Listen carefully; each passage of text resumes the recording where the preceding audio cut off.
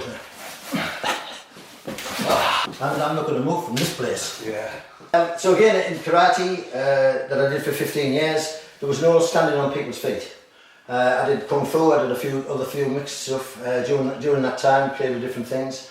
Then when I started Budo, which is 1985 and onwards, I thought so when you was training in the dojo, using the form, you wouldn't stand on a person's foot because it wasn't part of the form. And then you'd see him change that into henka, in other words, make it a variation of what he's doing to show where the space needs to be. And he would always be on somebody's foot. So I started stepping on people's feet, and he told me politely, you can't step on my foot, and I said, well, I'm doing what he's doing. So when I come back from Japan, I'd go, well, there's nobody here to tell me any different. So I started standing on people's feet for a very big reason, because it totally immobilises the person, and you can totally control them from the foot through yours. The first person I ever saw do it, or heard, was Bruce Lee, back in the 70s.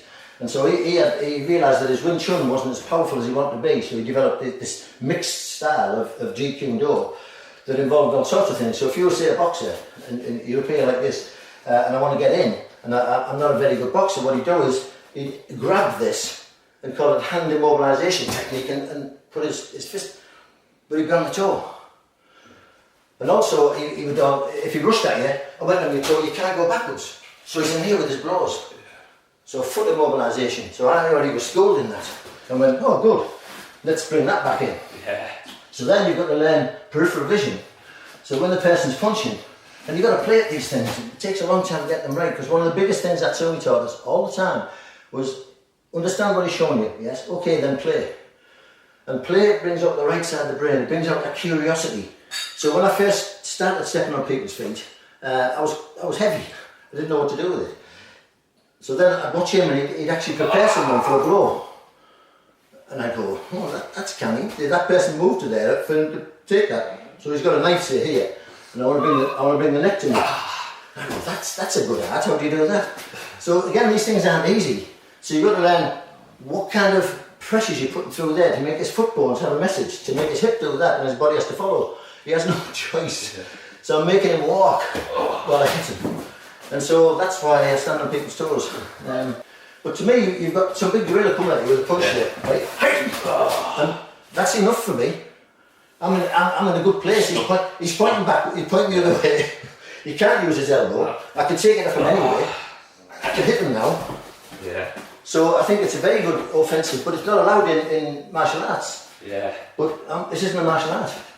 This is a survival on the street, 74-year-old, you're on a pension. I understand each of it is, I'm not there.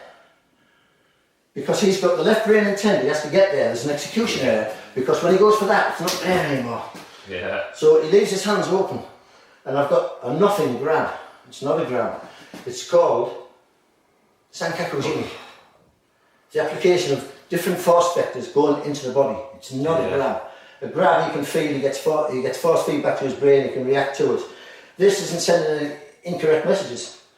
So as I'm coming around, I've grabbed his hand, and he's doing something as well, he might be going to do something. I've got to stop him from doing that and take his body off him. Now I've got his thumb.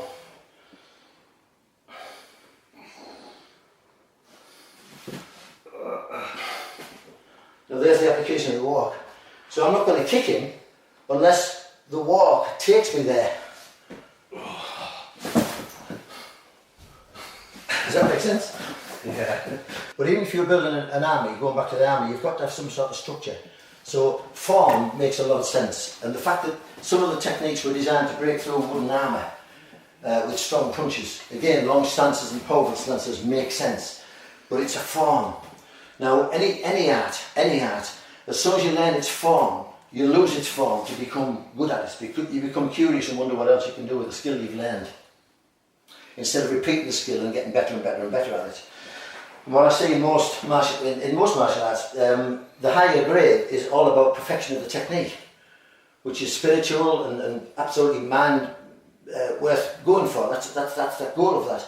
But I'm looking for something that gives me the agility of a 74-year-old, the agility of a 93-year-old.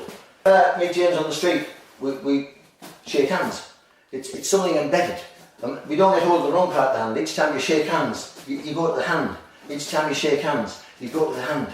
So that becomes an automaton But you could break the pattern. If you're right-brained, you could do something else, and it puts him into trance for a little wee while. Just for a second, it's like a misdirected, where's his hand go? So that's what you do with a punch. But it's only a gesture. The same as the gesture of the handshake. So when he punches me, I'm not looking to form a block that's going to break his arm, which is called couple. That's all he said. What we're looking at is a softer form, couple, breaking the nervous system and the spirit of the person. And that was much softer. And it's not about where the points are. The points are irrelevant. Some points will help you in your quest for this. Simply by learning, if you go to large intestine 11, it'll help to bend the arm and things of that nature. Lung 1 might take the lung down, but if you know the structure of the first rib, all of that, it doesn't matter, because you understand how to make the person collapse. And if you look down at the knees, I'm making his leg break as he goes to the floor. So as I go to the floor and finish it off. But he still doesn't escape, because I've got a little piece of skin controlling all of him. While I draw my sword. Shah!